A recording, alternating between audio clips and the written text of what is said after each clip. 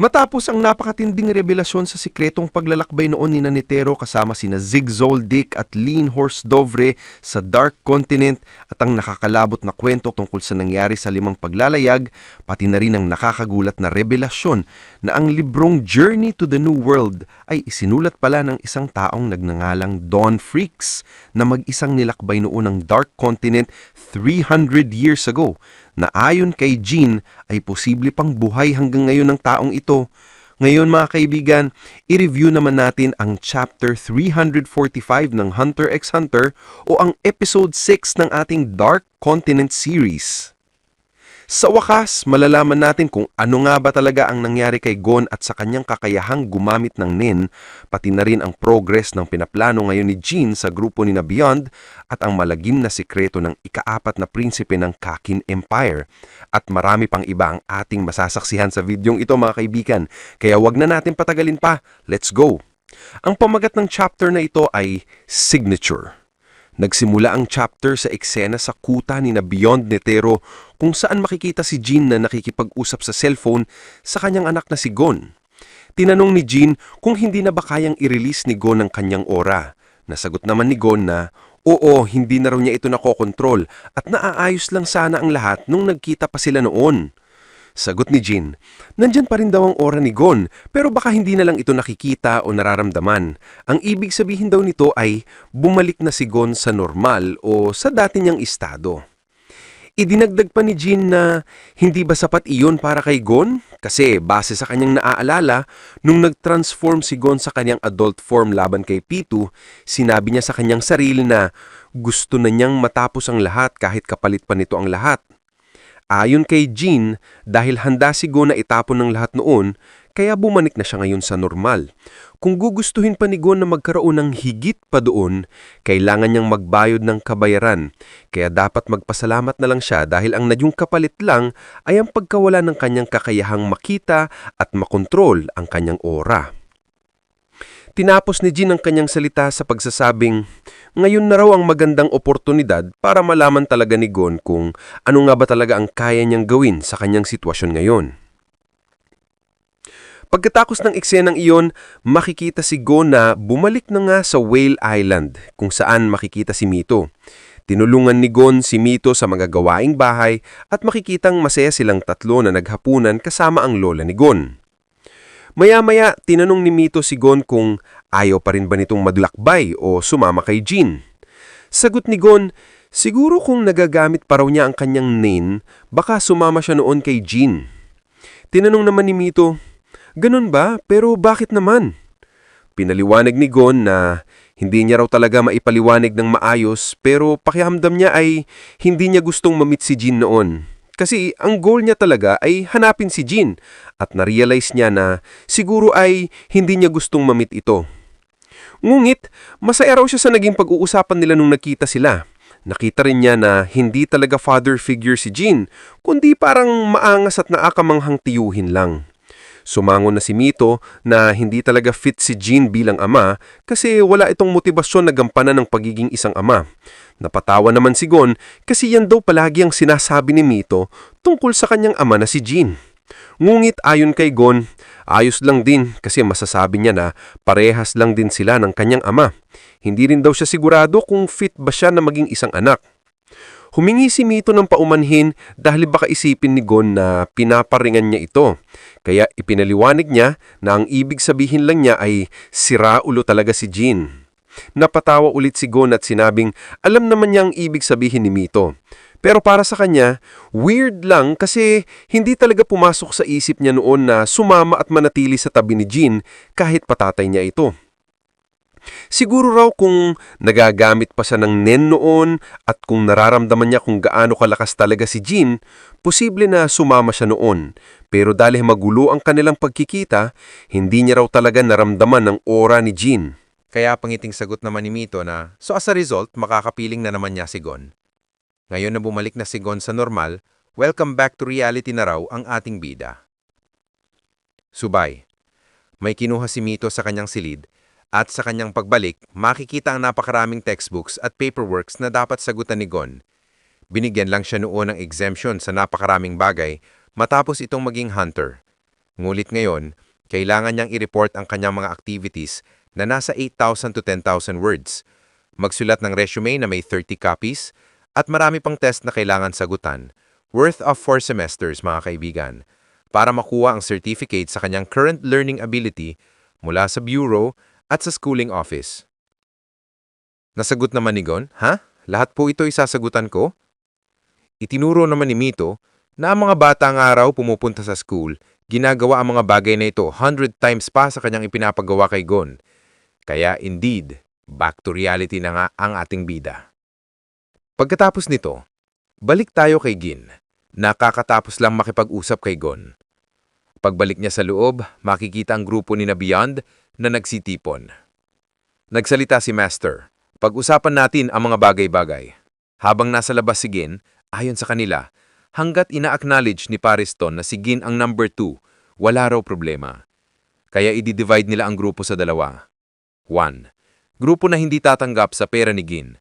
Sina Malion, Curly, Usam Men, at ang robotic armor na malalaman natin sa mga susunod na chapter kung sino talaga ito. 2. Grupo na walang problema sa pera ni Gin. Sina Pariston, Chef Guy, isang lalaki, at si Piku Tero. Sagot ni Gin, ano pa ang gusto ninyong ipaalam? Dagdag ni Master. Upang maiwasan ang gulo, nag-agree silang lahat na susunod lang sa utos ni Gin kung tatanggapin na nila ang pera nito. Wala namang problema kay Gin, kaya sinabi ni Master na ayon sa nag-guess ni Gin, sila ang lahat ay na-hire ni Bean sa pamamagitan ni Pariston. Ayon sa kaalaman ni Gin, sila ay mga temp hunters at base sa nakaraang eleksyon, kilala sila bilang mga hunters na pinapatrabaho ng Hunters Association sa mga special missions ng gobyerno. Kahit underground missions, pinapatrabaho sila upang mapanatili ang magandang image ng asosasyon. Madalas ang temp hunters ay walang match sa isang star hunter kagaya ni Gin.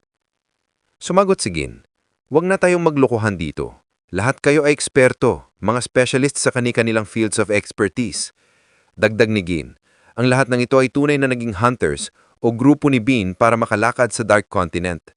Bawat isa ay may skills at lakas na kayang harapin ang anumang hamon at banta.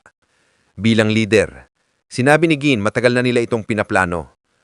Kitang-kita ang reaksyon ni Usam Men, nagulat, sapagkat spot-on ang sinabi ni Gin tungkol sa kanilang plano. Si Pesto naman ay nawala sa eksena at sa kanyang inaisip ay nasabi nakakainis. Nagpatuloy si Gin, ang pananatili ni Pariston bilang Vice Chairman sa Hunters Association ang naging dahilan kung bakit na-maintain ang power balance sa asosasyon. Siya ang nag-handle ng business no ang chairman pa si Netero.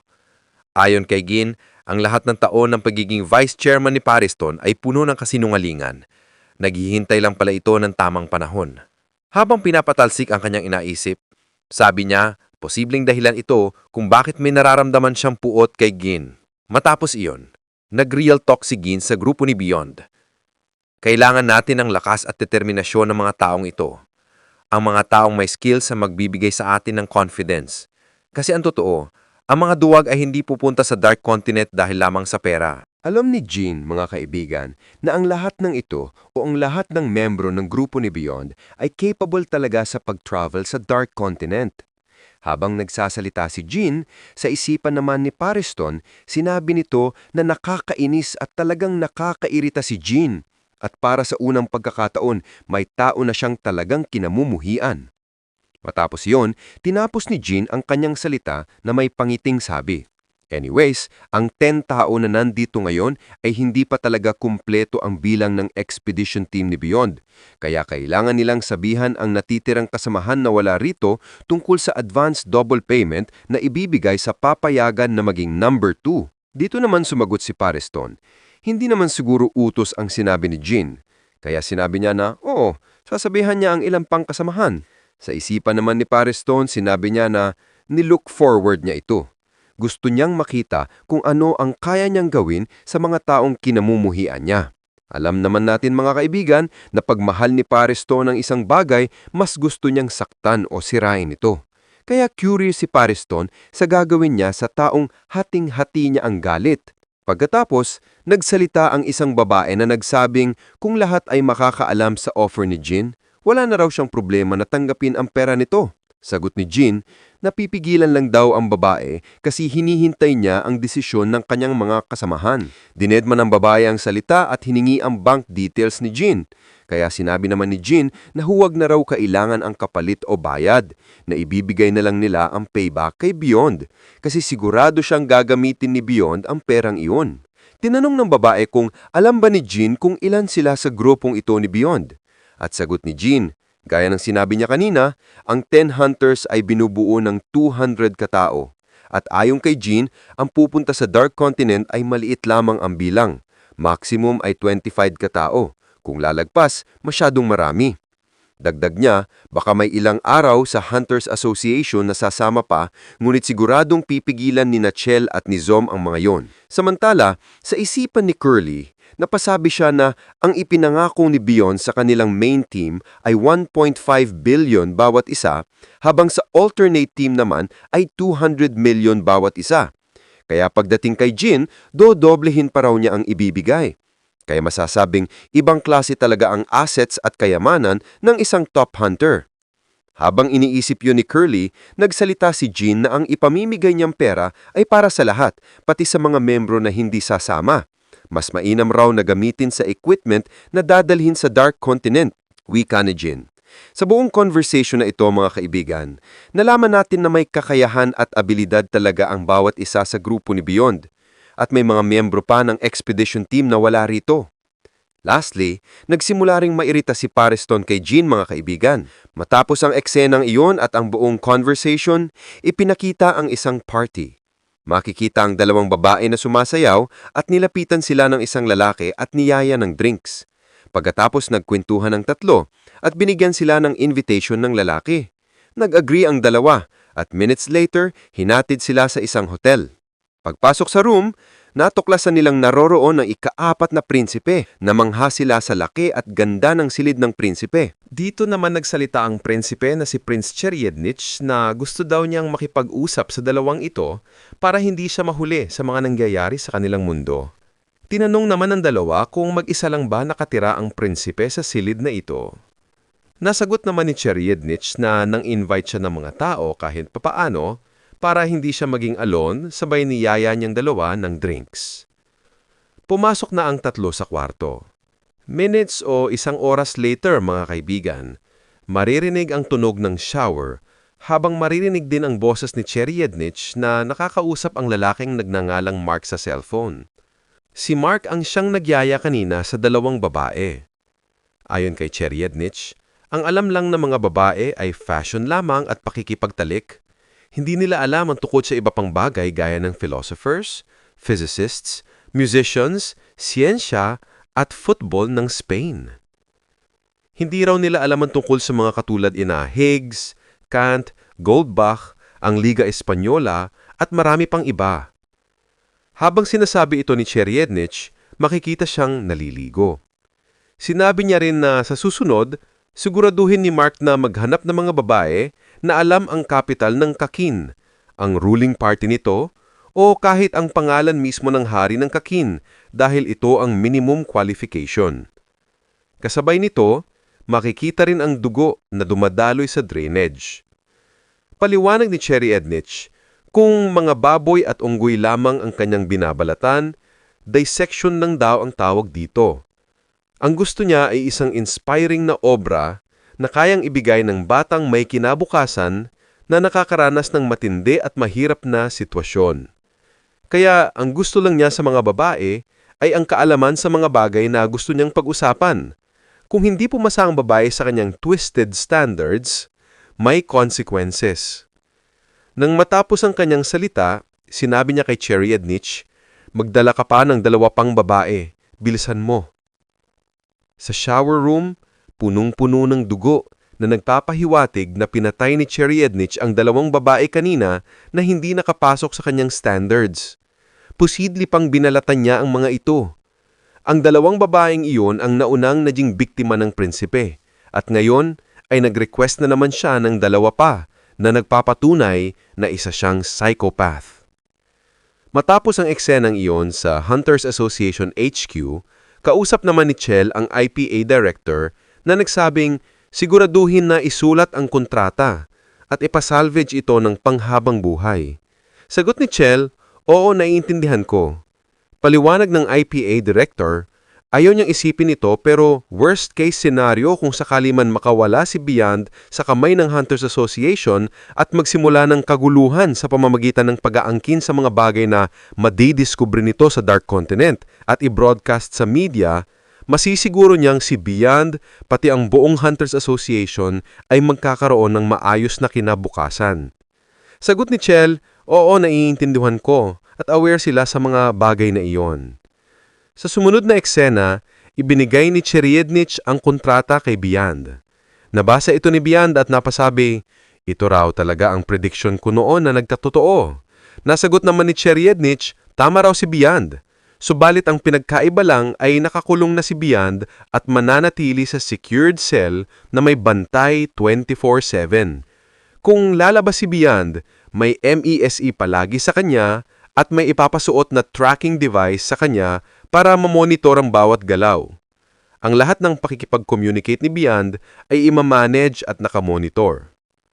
Tinapos naman ni Beyond ang mga sasabihin pa ni Chell, sabing bawal sumuway sa Hunters Association at ang lahat ng madidiskubre niya ay kailangang ibigay sa V6 at bawal ipakita o i-broadcast sa media.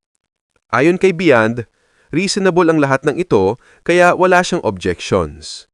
Sinabi ni Chell kay Beyond, sige, pirmahan mo na ang kontrata. Dito pinirmahan ni Beyond ang kontrata sabay sabi, nakuha na niyo ang permission ko. 3 bagay na lang ang natitira. Number 1, qualifications. Habang sinasabi ang qualifications, ipinakita ang mga zodiacs na nagpapahiwatig ng minimum requirements ng taong pupunta sa Dark Continent. At sa kaso ni Beyond, may suporta na mula sa Kakin Empire. Kaya ipinakita dito ang prinsipe. At ang pangatlo naman ay ayon kay Beyond, ang contract. Sabay ipinakita naman si Jin, kasama si Curly, na posibleng nangangahulugang ang kontrata ay ibibigay sa mga taong sasama sa Dark Continent.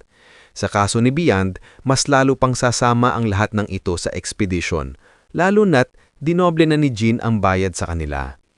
Kaya ang 3 natitira na lamang mga kaibigan ay qualifications, means, at contract na matutupad eventually sa araw na idideklara ang kanilang paglalayag patungong Dark Continent.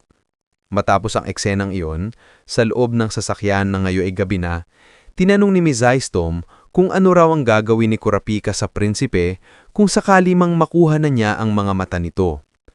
Sagot naman ni Kurapika, wala na raw as long as makuha lang daw niya ang mga mata. As of now, susunod lang muna siya sa mga demands ni Ms. Zystom, dagdag niya. Sagot naman ni Ms. Zystom, paano kung hindi talaga ibibigay mang prinsipe ang mga mata? Sumagot si Kurapika, na may galit na tingin, na may 2 tao raw noon na sinabihan siyang kahit mamatay man sila, hindi raw nila ibibigay ang mga mata. Ngunit ang lahat daw ng iyon o ang 2 taong iyon ay nagawa pa ring mag-iba o magbago ang mga isipan at hindi namatay. Kaya sigurado siya na ganun din ang mangyayari sa prinsipe at ibibigay pa rin ito eventually ang mga mata whether sa anumang method upang hindi lamang patayin ni Kurapika. Nang masabi iyon ni Kurapika, sumagot si Ms. Zystom. Sana iyon talaga ang mangyayari. Sabay makikita na patungo na sila sa Hunters Association. Grabe talaga, inaasahan lang ni Kurapika na sa kalaunan ay ibibigay lang din ng prinsipe ang mga mata. At sana ganyan lamang kadali. Pero masasabi nating hindi kadali looking back sa napaka-psychopath at napakatinding hobby nitong si Cherriednich. Kaya nakaka-excite talaga ang susunod na mga mangyayari kasi sa susunod na chapter ay makikita natin ang pagkabuo ng bagong zodiac. Ang nagulat na revelasyon sa pagitan ng mga zodiacs, pati na ang sorpresang pagdating ng isang grupo na magre-relax. Maraming salamat and see you guys again on my next video.